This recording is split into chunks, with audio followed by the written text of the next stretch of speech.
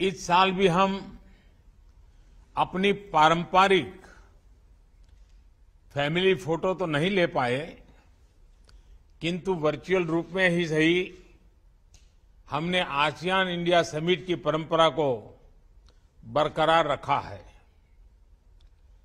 मैं his majesty Brunei के सुल्तान का 2021 में आसियान की सफल अध्यक्षता के लिए अभिनंदन करता हूं।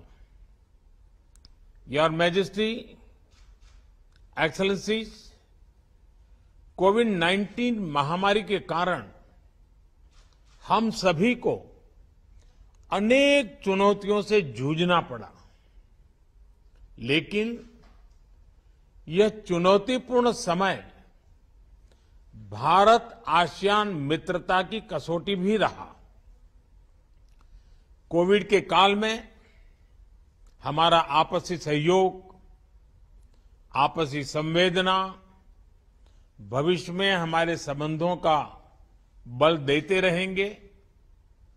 हमारे लोगों के बीच सद्भावना का आधार रहेंगे।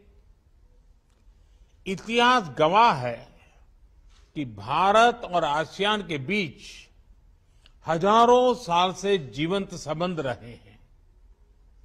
इनकी झलक हमारे साझा मूल्य, परंपराएं, भाषाएं, ग्रंथ, वास्तुकला, संस्कृति, खान-पान हर जगह पे दिखते हैं और इसलिए आसियान की यूनिटी और सेंट्रलिटी भारत के लिए सदैव एक महत्वपूर्ण प्राथमिकता रही है। आसियान की यह विशेष भूमिका भारत की एक्ट ईस्ट पॉलिसी, जो हमारी security and growth for all in the region यानी सागर नीति में निहित है। भारत के इंडो पैसिफिक ओशन इनिशिएटिव और आसियान के outlook for the Indo Pacific क्षेत्र में हमारे साझा विजन और आपसी सहयोग का ढांचा है। योर मैजेस्टी, एक्सेलेंसी, वर्ष 2022 में हमारी पार्टनरशिप के 30 वर्ष पूरे होंगे।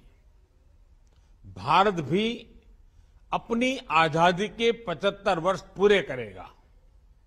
मुझे बहुत हर्ष है कि इस महत्वपूर्ण पड़ाव को हम आसियान भारत मित्रता वर्ष के रूप में मनाएंगे। भारत आगामी अध्यक्ष कंबोडिया और हमारे कंट्री को कोऑर्डिनेटर सिंगापुर के साथ मिलकर आपसी संबंधों को और गहन बनाने के लिए प्रतिबद्ध है।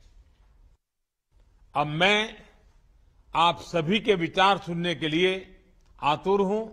बहुत बहुत धन्यवाद।